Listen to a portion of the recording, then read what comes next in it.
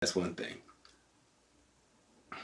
The other thing that, and I kind of already touched on it, that I thought was a little interesting, was again this idea of him being persecuted. Like, I think we as believers sometimes cry a little bit too much about a lot of nothing. We talk about how unpopular Jesus is, and then we turn around and say this is a Christian country. It's like, which one is it? Okay, I mean, even Kanye himself made millions of dollars off a song where the lyrics were, "If I talk about Jesus, my song won't get played," something to that effect, and they played it. So even so there's a little bit of contrast there, I guess you see. It doesn't match up. Yes, Jesus isn't popular to everyone, but I think even more so, I don't think it's even necessarily that Jesus isn't popular. It's that people don't necessarily agree with how some of us represent Christ, whether they believe he's Messiah or not. The average person believes Jesus and the behavior of the man who was portrayed in the Bible was acceptable.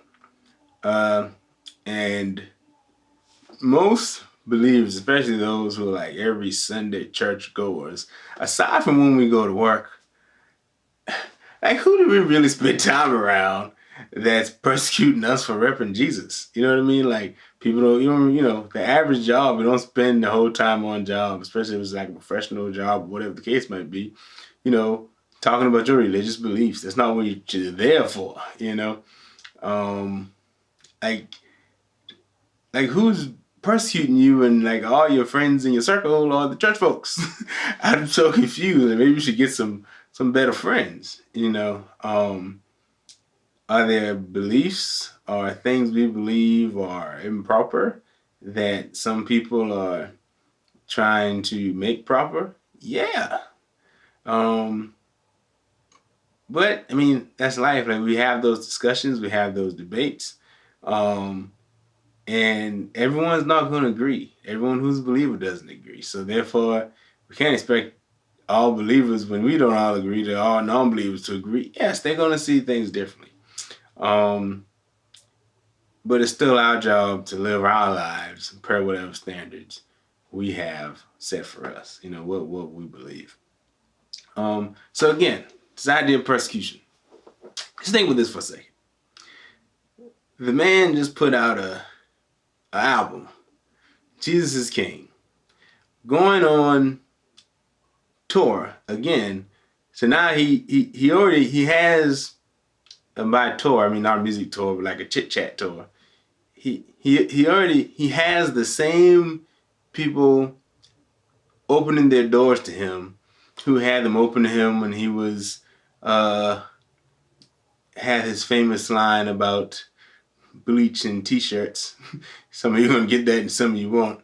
That are still wanting to bring him in. And now he has a whole new avenue of folks on the Christian side who now want to bring him in. He's getting welcome into churches, and churches are raising money from his visitation, and he's getting on some of these Christian podcasts and interviews as well, and getting in front of people who he otherwise wouldn't have gotten in front of, been able to get in front of before. And then to do all of this and argue that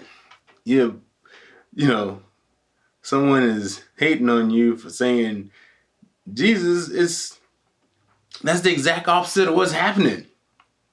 And to do all that at a time when you are literally going through the process of promoting your art and getting people to support your art monetarily,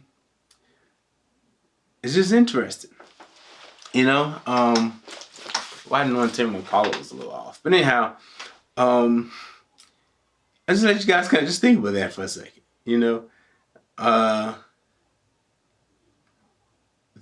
Jesus is King is a lucrative thing right now. Jesus is a lucrative thing right now. There's a lot of Christian artists making bank, off of their Christian worship, their music. There's a market for it. Let's be honest.